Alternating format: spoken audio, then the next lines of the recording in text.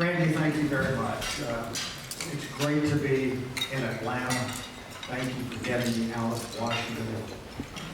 Those people up there, it's a beautiful city, but a lot of crazy things go on inside of Washington, D.C. For one, they think barbecue is a verb. Come over to my house and we'll barbecue. Anyway, it's great to be here. Thank you. This weekend will be my 10th year on the board. I came on board on August the 21st of 10 years ago. So I thought what I'd do is just look back on some of the things that I've experienced and some of the takeaways that I have from the privilege of being a part of this agency for the last decade.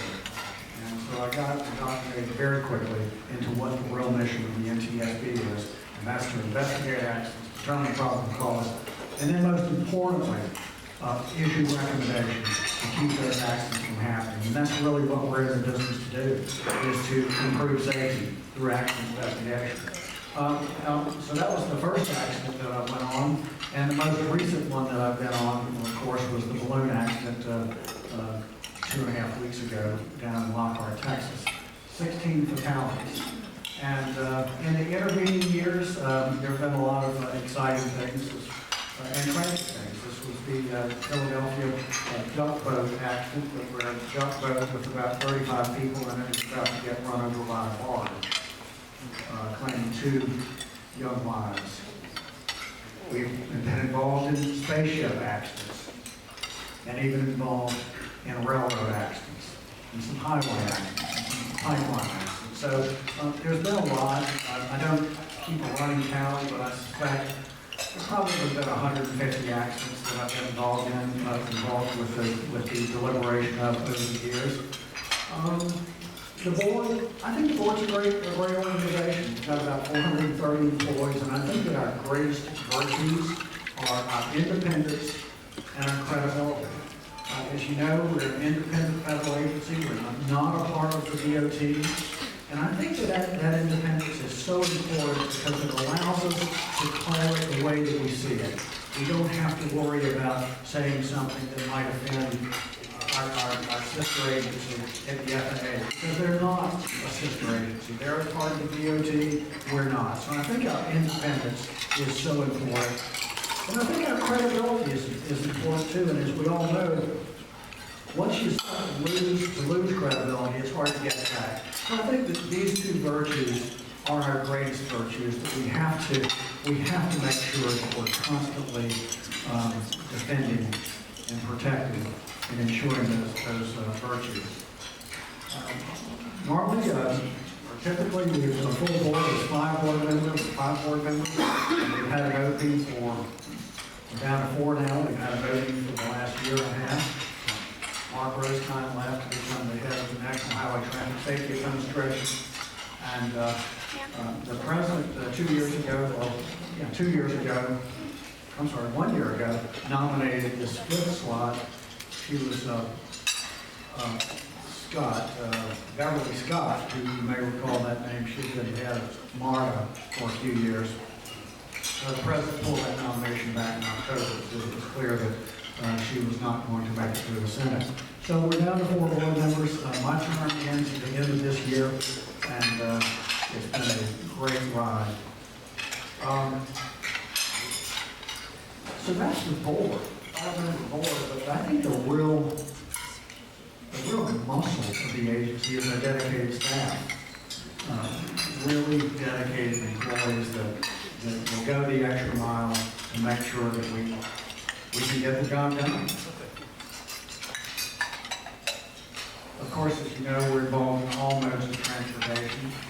And so about 130 of the 430 that we have, 130 of those are directly involved in our Office of Aviation Safety. You know, I mentioned the balloon crash. Horrible tragedy. But I think an interesting thing about that is that 16 fatalities, that is the greatest number of fatalities that we've seen in one single accident in any mode of transportation in the last 7.5 years, including aviation. That is incredible. Now, think about it. 20 years ago, it was not Rio that was in the spotlight. It was Atlanta, Georgia that was in the spotlight for the Olympics. And that summer started with value in May, 110 fatalities. TWA 800 in July, 230 fatalities. Go back a couple years before that, my airline, US Air, we had 132 killed in Pittsburgh in September of 94. In July, we killed 37 in Charlotte. There was Rosemont accidents that year. There was one in Raleigh that killed some people in a commuter airline. So our aviation business is doing very, very well. And I hate to even say that, so I have to knock on my head because it's full of wood. But I really even hate to say that, but it does speak volumes of what's going on with our accident record. But nevertheless, this weekend, started with this past weekend, 6 fatal in one crash in Fredericksburg, Virginia. By Sunday, the 6 more were killed in another crash in Alabama. Last year, almost 400 people died in aviation accidents. And so, we've still got work that needs to be done. So this was the number of accidents last year, including the number of fatalities. We're also involved, as many of you know, in foreign accidents that are U.S. registered, U.S. manufactured, U.S. Registered, manufactured, or operated airplane that's involved in an accident in a foreign country. The U.S. by ICAO treaties can get involved if we're invited there. So if a Cessna crashes in Guatemala, then ostensibly we would be invited to be a part of that investigation. Most of them we do just long distance from Washington. Okay, give us the information, send us the report when you're done. But on about 20 of those, we will actually travel to the foreign countries and work side by side with the investigative authorities. Oh gosh, a plane has crashed, so let me just take you along real quickly on one of our investigations.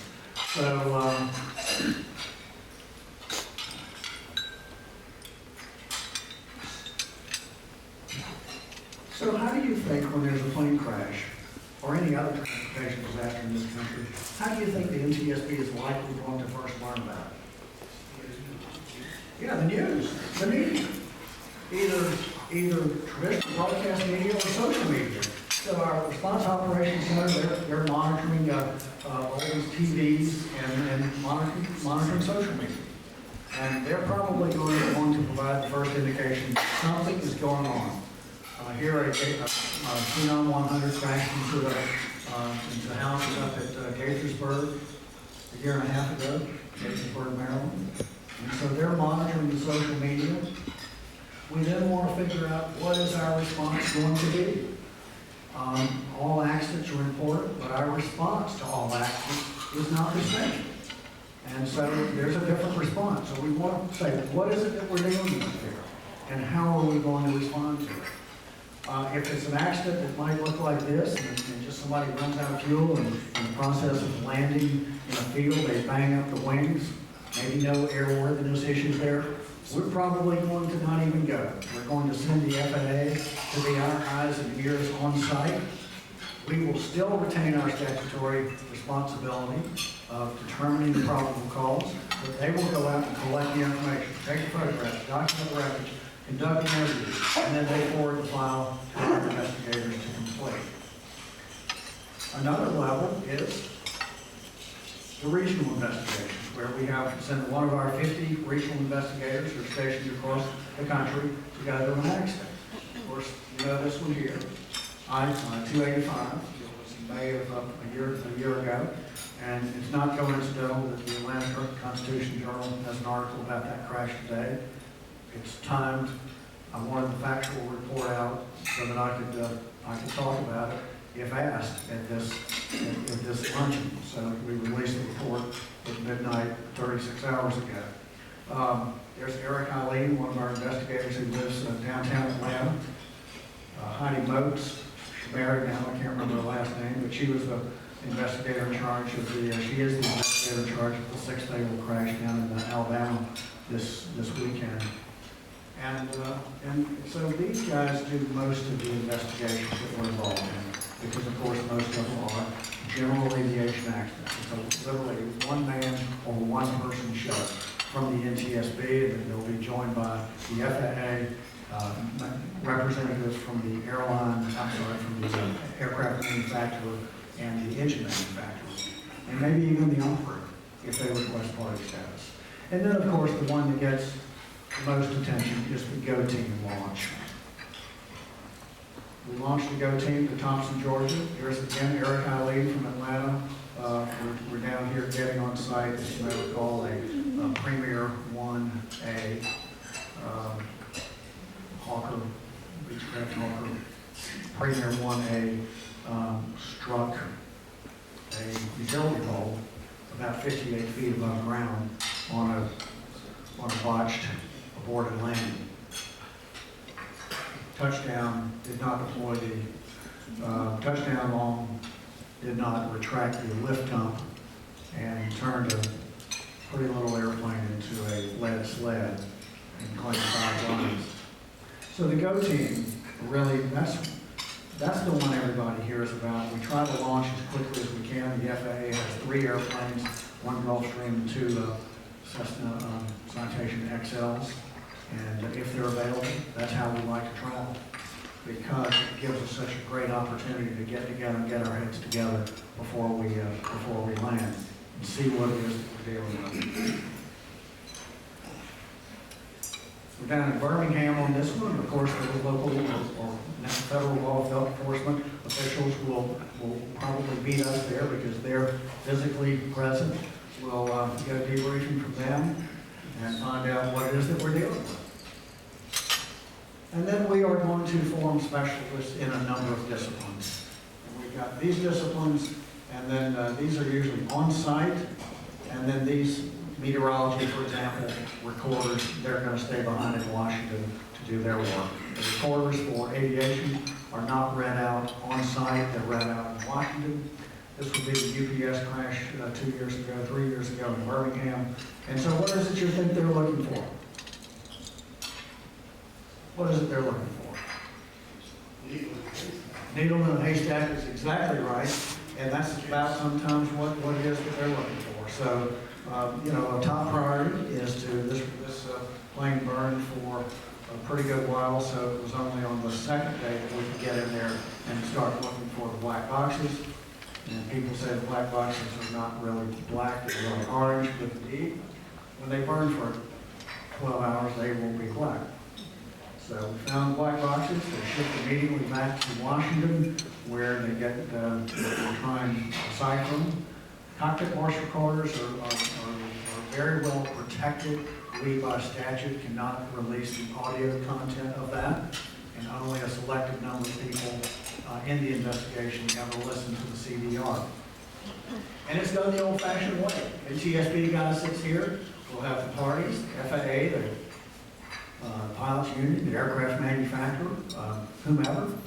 They will all, maybe 4, 5, 6 people will sit around and listen to it. They'll listen to what's said. And they say, what did he say? I don't know. Back it up. Play it again. What did he say? And literally just listen to it word by word, line by line, to come up with a transcript of that CVR. The CVR transcript is publicly released, but the recording itself is not. Not by the FAA at least. Not by the NTSB at least. After the staff has completed their investigation, which takes too long, but it takes as long as it does take, they will then bring to the board for a publicly announced, publicly available board meeting that is available for the public to attend in person, and they're always webcast. So that's another virtue of the board, is transparency. It's doing everything in the open. We're required by law to conduct our business in the open. We have at our training center, which is a wonderful facility. We offer courses that are available to the public. We have a plaque out there that says, and I love these words because it's what we do, from tragedy, we draw knowledge to improve the safety of us all.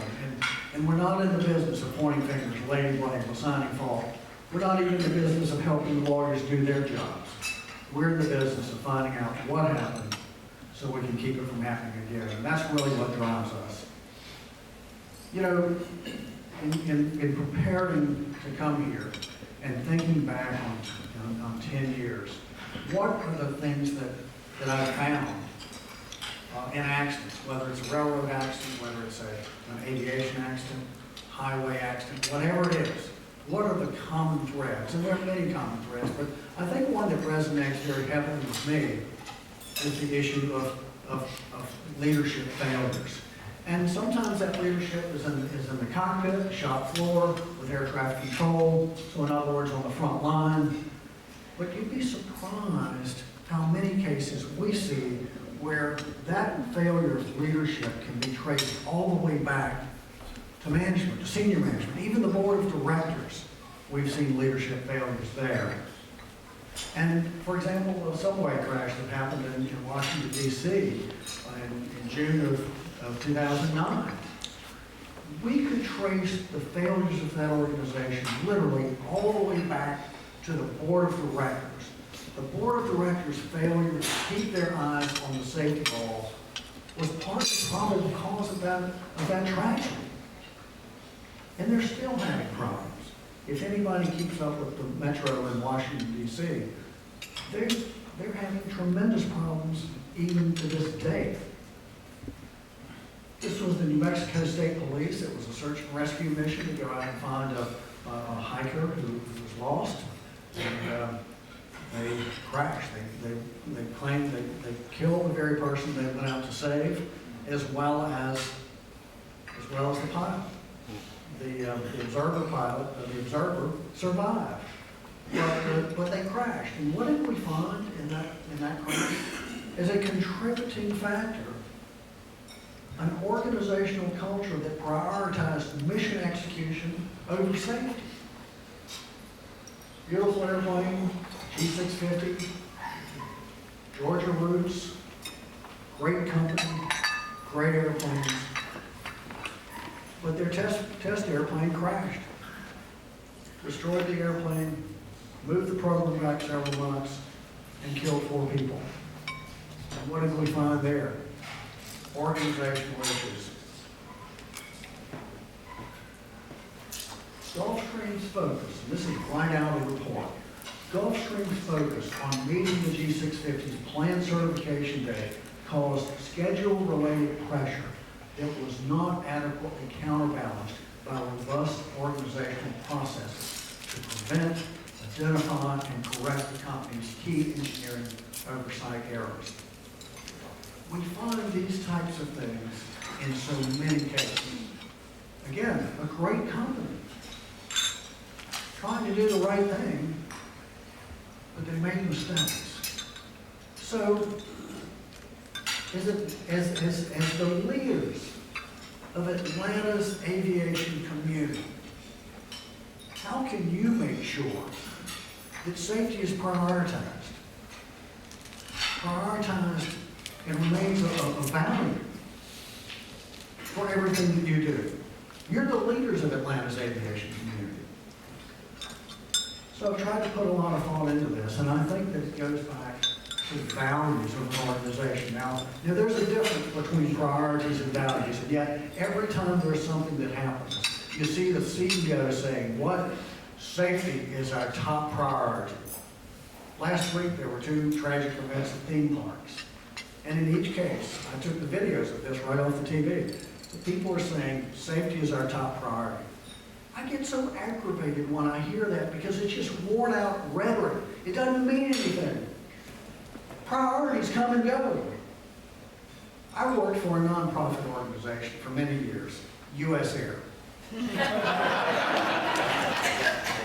We would change CEOs like people change diapers on a child. One would get full of stuff, and we'd get rid of it. And so one CEO would come in and he would say, safety is our top priority. We just had some crashes. We have to improve safety. And then another guy would come in and say, On-time performance is our top priority. We are the lowest of the major airlines. We've got to do everything we can to improve on-time performance. And somebody else would come in, and Delta used to go through this. You were looking for 7 cents per seat mile or something, cost per seat mile. And someone, they'd look and say, we're hemorrhaging money. We have to do everything we can to lower our cost. And somebody else might come in and say, oh, our balance sheet is okay now, but customer service, we have to be at the top of customer service. Priorities come and go, but your values don't change. That is the fabric of your organization. So I don't want safety to be a priority. I want safety to be a value of an organization. And so